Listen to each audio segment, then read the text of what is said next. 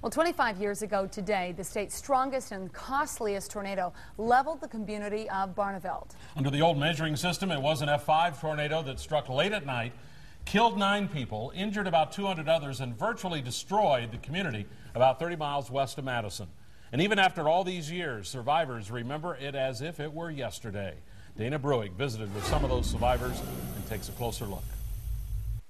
You know, they always said, Barneveld's protected by the mountains. We're never going to have a tornado here. The morning of June 8th, 1984 proved what many believed about their village was a myth. Still to this day, every time I go to Barneveld, it's still windy. It's always windy there. Sue Clerkin, who used to go by the last name of Ashelman, has since moved away from Barneveld. She lived in one of the hardest hit areas, a neighborhood along Swiss Lane, next to this woman, Patty Salisbury. You talk to people, you say you're from Barneveld, and they go, oh, that's the town that had the tornado. I think people still remember. Trevor Simon, known by many as TJ, cannot remember the day. He was short of his 2nd birthday when the tornado killed his parents, Bruce and Jill, and his big sister, 8-year-old Cassie. A newspaper article after the disaster details Trevor's injuries.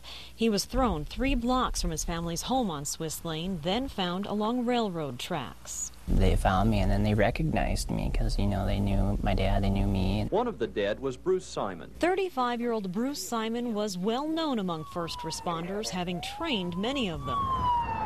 He seemed, from what I'm told, to be a pretty extraordinary person. You know, like he was a teacher, he was a nurse, he was an EMT, he was in the Air Force. Trevor says the stories about his family almost seem like fairy tales. I don't know, he just seemed too good to be true. I wish I could have got to know him, you know. What can you do, you know? Nowadays, Trevor lives in Green Bay. He grew up with his natural father's brother, Rick, and his wife, Judy, in Watertown. He also has grown up in a wheelchair, paralyzed by the injuries he suffered as a toddler. But a fan of wheelchair basketball, he says he's proud to share his story with his teammates, a story of survival. When I go out and say mine, they just kind of look at me with disbelief, like, you're pulling my leg, you know, and I just...